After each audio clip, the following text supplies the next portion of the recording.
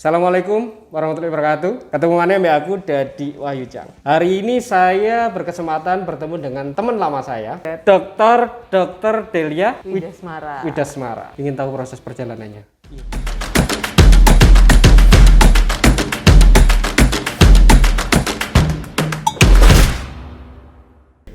Halo. Hari ini hari Jumat. Mau ke kliennya kita. Saya ditemani sama Farul. Nampakin ajamu. Nah, karena dia bosan di rumah, dia mau ayah. mau belajar bekerja. Yuk, sampai ketemu lagi nanti. Dadah. Kita ke teman saya, klien kita, LB, Dr. Delia. Iya, sama Dekayo. Kerja cuci tangan dulu. Baru cuci tangan dulu. Anti corona. Assalamualaikum warahmatullahi wabarakatuh. Ketemu mana mbak aku Dadi Wahyucang. Hari ini saya berkesempatan bertemu dengan teman lama saya zaman waktu sekolah SMP. Dan hari ini dia sudah cukup jauh dari saya, itu jadi dokter dan dokter. Dua ya udah. Dokter Delia Widasmara. Ingin tahu proses perjalanannya? Iya, aku ya pengen kok. Lah, panggilannya kan Lala nih. Iya. Kamu kan dulu zaman SMP. Itu ya kita tahu lah, SMP kita orang-orang yang terpilih ya. Iya. Kecuali kamu aku enggak. Aku tertib, sorry. Orang-orang yang terpilih ya. Kon iya. Dia aku ya sesuai danem gitu. Tiba-tiba SMP kemudian SMA mana? SMA 1. SMA 1 Negeri Malang. Kemudian tiba-tiba jadi dokter. Enggak. Kenapa kamu jadi dokter? Kenapa? Sebenarnya simple sih, Dad. Aku kan anak tunggal. Oh, oke. Terus bapakku dokter. Oh ya. Nah, sebenarnya dari situ. Jadi memang orang tua aku ingin aku jadi dokter. Kepingin kamu sendiri atau memang kamu didorong gitu? Kalau dari dulu kan karena role modelnya bapak, ya saya akan nurut apa kata beliau gitu. Oh, kamu orangnya penurut, walaupun style kamu bukan orang penurut. Ya paling enggak kan aku wis ngerti ya, saya gitu. sudah tahu apa yang saya kerjakan, dan kalau ada kesulitan kan saya bisa tanya sama bapak saya gitu. Enggak semua orang iya. Jadi ada orang gini, bapakku seorang pengusaha. Ya. Dia dipaksa untuk jadi orang pengusaha. Ya. Dan kadang juga anak nggak mau gitu. Ya. Tapi berarti orang tua ini kan punya sebuah keberhasilan Ya. untuk mendorong anaknya. Tapi Ya, juga betul. ada orang tentara, anaknya nggak boleh jadi tentara. Nggak mau tapi kan biasanya. Ya itu biasanya karena mungkin hari-harinya ya bapak saya itu saya mulai kecil. Itu kalau visite tuh pergi ke pasien gitu, ngelihat kondisi pasien tuh saya diajak. Iya, jadi kan saya lama-lama ya hidup itu kayak gini gitu. Jadi pagi bangun tidur terus, dan lagi kan beliau suka baca dan lain-lain, paling enggak ya positif. Momen itu adalah awal ketika Lala masuk jadi seorang mahasiswa kedokteran. Ya. Nah, apakah memang itu dorongan satu aja ataukah ada dorongan lain? Kalau saya rasa dorongannya ya cuman bapak sama ibu saja. Bapak sama ibu itu sudah cukup buat saya. Ya? Terus gini, seorang dokter atau seorang dokter, saya menyebutnya sebagai dokter ya. Dokter adalah tingkatan lebih lanjutnya ketika ngomong spesialis. Seorang dokter itu kan ada sebuah passion ya. Passion di mana ada yang bilang saya harus nolong orang, saya harus untuk kebutuhan masyarakat gitu. Dan kira-kira apa selain hanya dorongan dari dorongan orang tua, mungkin saya kepengen nantinya juga entrepreneur gitu. Ya, jadi mungkin saya membuka usaha juga di samping saya menjadi dokter, tapi di sekolah saya selesai semua, itu nanti saya bisa berdiri di atas kaki saya sendiri. Jadi dokter karena memang dorongan dari orang tua. Iya. Full orang tua, nggak ada full. Istilahnya gini. Kan nanti saya lihat kanan kiri, enggak. Memang karena orang tua. Iya. Jadi nasib apa kata orang tua gitu. Kata orang tua, dan saya sendiri kepingin sebenarnya, Dad. Saya soalnya dari dulu, dari SD, dari TK itu saya kalau karnaval saya selalu jadi dokter ya. Saya selalu minta gitu ke guru. Karena ya satu dorongan, yang kedua memang kepingin. Kepingin, jadi ya sejalan. Itu S1 dokter ya kan gitu. Terus S2 spesialis. Spesialis kan. Itu kan juga bukan, mungkin aku lihat apakah juga dorongan atau karena sudah dari ada. Jadi gini, ayah saya kan spesialis jantung. Saya lihat kerjanya 24 jam itu standby. Jadi telepon di rumah. Kan orang henti jantung dan lain-lain kan nggak peduli waktu kan. 11 malam jadi kring gitu terus. Oh ya? Jadi sebetulnya saya terganggu. Kan telepon rumah kan pasti. Ya waktu itu masih telepon rumah, belum ada WA, nggak di silent gitu. Iya, nggak ada Oke. silent kan. Kan kok seperti ini gitu loh. Ternyata memang saya kan terus saya kan sekolah S1 kedokteran itu. Saya kan tahu kan muter toh kalau dokter kan di jantung, di bedah, Oke. di mana. Nah, saya kan tahu oh kayak gini kerjanya. Saya seorang perempuan yang nantinya kan dulu kan belum nikah nih. Iya. Kan jadi seorang istri, Oh, terus derajat punya dalam menikah. anak. Nah, ini aku harus punya apa ya yang saya bisa di rumah. Terus kemudian jarang panggilan emergensi seperti Siap. Bapak. Lalu saya ngambil spesialis, istilahnya kalau spesialis itu S2. Dan memutuskan untuk tidak ke jantung. Tidak ke jantung. Iya. Dan emergensi lainnya. Karena Oke. saya lihat bapak saya sendiri kan susah tidur orang-orang kayak gitu. Gitu ya. Sepertinya ini menarik, terima kasih untuk para Kalau saya dokter tidur terus. pejuang jantung Nah. yang ternyata itu merekam kepada anaknya Iya. bahwa dokter jantung itu standby 24 jam. Iya, standby dan kan kering harus mengangkat kan. Terima bapak kasih ya saya. dokter jantung, spesialis jantung.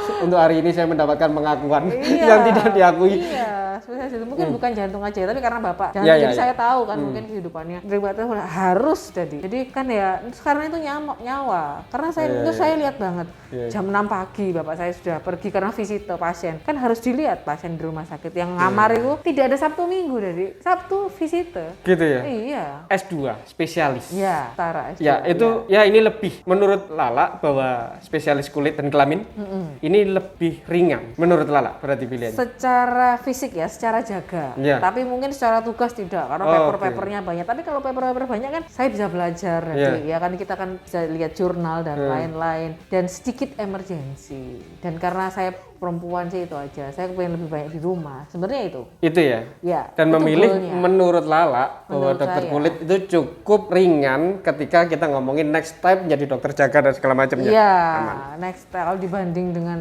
lab-lab besar Itu di mana? lainnya. S1-nya di Spesialisnya saya di Surabaya, Oh. Erlangga. Erlangga. Kalau Iya. S1-nya di Malang. Di Brawijaya. Kota Malang tercinta. Iya. Brawijaya UNER. Kemudian kan ada satu logo lagi.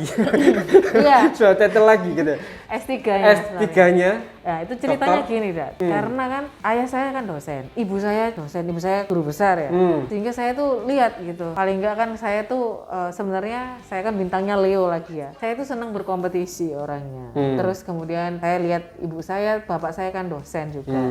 Ya saya ingin dong menjadi seperti mereka. pengajar juga. Pengajar juga. Dedikasi ya. Ya dedikasi. Lalu apa sih untuk menjadi seorang pengajar paling enggak ya saya harus tingkat lagi lah. Saya harus sekolah S3. Harus ngisi ilmu lagi lah. Isi ilmu lagi. Oke. Mumpung kita maksudnya masih enak nih. Saya belum waktu itu saya kan belum bekerja, jadi saya nyambung langsung. Oke, fokus gitu. Fokus. Jadi Oh, enggak putus ya? S1, S2 enggak putus? Nggak putus. S2 Jadi aku berarti kan mulai TK sekolah itu baru selesai umur 32. S3 di Di Erlangga juga. Di Erlangga juga. Erlangga juga. jurusannya Kedokteran, ilmu kedokteran. ilmu kedokteran. Iya, kulit kan. Jadi saya diinfeksi.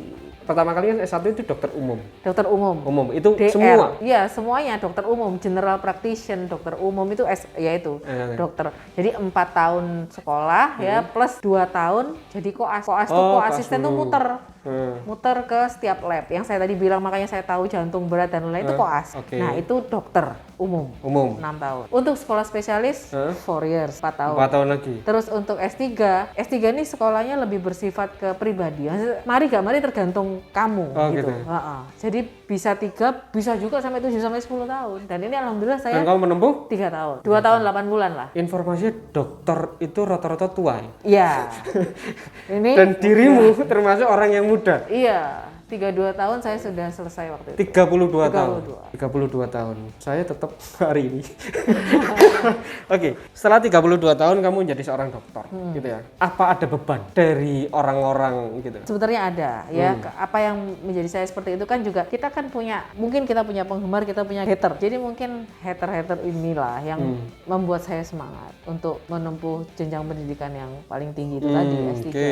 Saya kenal Lala itu mulai SMP dan tetap kita berkomunikasi sama istri saya juga menjadi salah satu pasien beliau gitu. Ada beberapa orang yang mengatakan si Delia, Lala dan segala macam dalam artian begini, Lala itu karakternya orangnya kayaknya kaku, tegas, menakutkan. Tapi sebenarnya karena saya kenal dia gitu, dia itu yang orang friendly banget gitu. Iya nggak? Iyalah. Kamu ya, kalau panggil aku si kenal. Dad, Iya. Dad. Ya benar. Iya.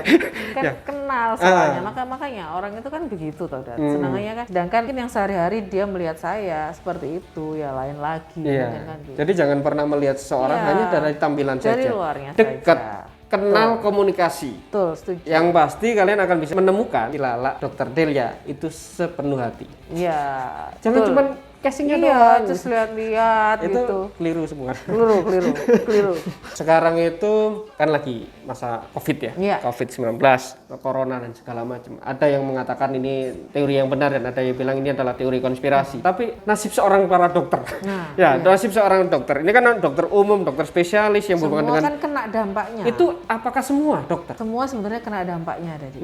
Yang pertama kan akses kita ditutup semua sehingga kita tidak bisa beraktivitas. Terus yang kedua misalnya kita punya maksudnya bisnis ya kayak gini klinik kan pasien pasti turun. Oke. Satu ya, dia takut, ya. yang kedua ada PSBB dan sebagainya Oke, kemarin itu. Nah itu. Terus kemudian saya sendiri juga saya kerja di rumah sakit rujukan nomor 1 ya, COVID itu kadang stigma. Oke, Mungkin bagi ya. yang ngekos dan lain-lain mungkin kasihan. Saya hanya bisa melihatnya kasihan. Awas jangan deket sama dokter itu kan. Iya, Dokter itu ada di iya, daerah ada itu, rumah daerah sakit ini itu. dan Itu segala macam. stigma sebenarnya. Stigma itu ya. Itu nggak Oke. bisa dirubah tadi karena memang masyarakat kita tuh begitu itu. Ya, ya, Nah ya. ini tugas kita sebenarnya untuk kasih edukasi masyarakat ya itu nggak bener gitu loh bahwa penyakit ini tuh ya udah social distancing, menjaga higiene tangan, cuci tangan secara teratur dan jangan keluar rumah kalau nggak perlu itu aja. Tapi memang hari ini sebuah tantangan dari sumpah para dokter ya. Sumpahnya tuh kan kalau saya lihat sumpah seorang dokter itu apapun yang terjadi kita fokus pada pasien kita, Iya. penyelamatan pada pasien kita, Iya. bagaimana dia kembali menjadi sehat. Merawat kalau di rumah sakit ya mereka kalau merawat akan merawat tapi dengan APD yang lengkap. Yang penting tetap menjaga protokol kesehatan. Jadi itu teman-teman, nasib dokter itu berdampak ke semua orang, bukan hanya khusus dokter paru-paru saja ya. Iya. Tapi semua orang semuanya. bahwa dokter itu juga punya tugas lain. Tapi jangan kasih stigma yang buruk deh gitu. Ya di samping itu ya. Ini kan dokter, nasib para dokter. Sekarang dokter sendiri punya nggak harapan ke masyarakat gitu ya? Apa ini akan selesai nggak sih dok gitu? Harapan ke masyarakat ya ini akan selesai tapi pasti lama. Jadi makanya kita harus adaptasi manusia itu setiap manusia punya kemampuan untuk adaptasi. Jangan mengeluh sajalah kita itu dalam badai yang sama. Meskipun kapal kita nggak sama ya. Iya. Mungkin yang satu cukup untuk beli beras saja, yang satu mengeluhnya aduh jadi nggak bisa jalan-jalan ya kan. Oke, Kan iya. males ngeliat kayak Siap, gitu. siap. Ya tapi kita berada di pandemi yang sama. Mari kita bersama-sama menyelesaikan ini dengan social distance. Itu pokoknya jangan dilanggar. Nurut deh sama aturan itu dan biar cepat selesai kan enak. Kalau cepat selesai maka roda ekonomi akan bangkit kembali. Kemudian kita akan jadi normal kembali ya kan. Banyak yang stres loh sekarang ini. Iya, Jadi iya. Tapi yakin nggak sih dok? Ini memang pasti akan ada vaksinnya kan? pasti yakin Pasti. karena kan terus saja riset ini. Sekarang obatnya ini, sekarang ditemukannya ini. Ada plasma dan lain-lain. Iya. Tadi pagi aku juga melihat itu berita tentang plasma ini. Iya. Nah, itu kira-kira batasan mana? Apa memang pernah? Itu kan sudah diuji coba ya? Ini lagi di Saiful Anwar.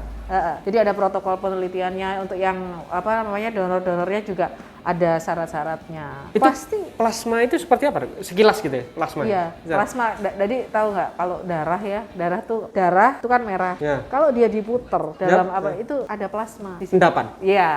Oke, paling bawah. Atas yang kuning yang ini yang bening. Oke, ya. Itu nanti yang diberikan. Tapi kita masih belum kan gini dok. Penelitian kan harus banyak maksudnya pasiennya ini masih dalam tahap uji coba. Itu darah dari penderita Enggak, untuk nyumbang plasma ya, lagi nyumbang plasma. sebagai antibodi. Iya. Sedikit rada susah saya memahaminya. Iya, itu ada abot memang. Iya. Jadi, Ada namanya donor plasma yang sekarang lagi upaya para ahli untuk menjadi salah satu solusi. Iya, betul. Ya, Jadi salah satu pasien solusi untuk pasien COVID-19. Ya, semoga lah upaya itu bisa berhasil. Kami pun saya juga upayanya juga di pencegahan di luar. Tapi Iya. kalau sudah masuk ke ranah situ ya Ya biar para dokter lah. betul.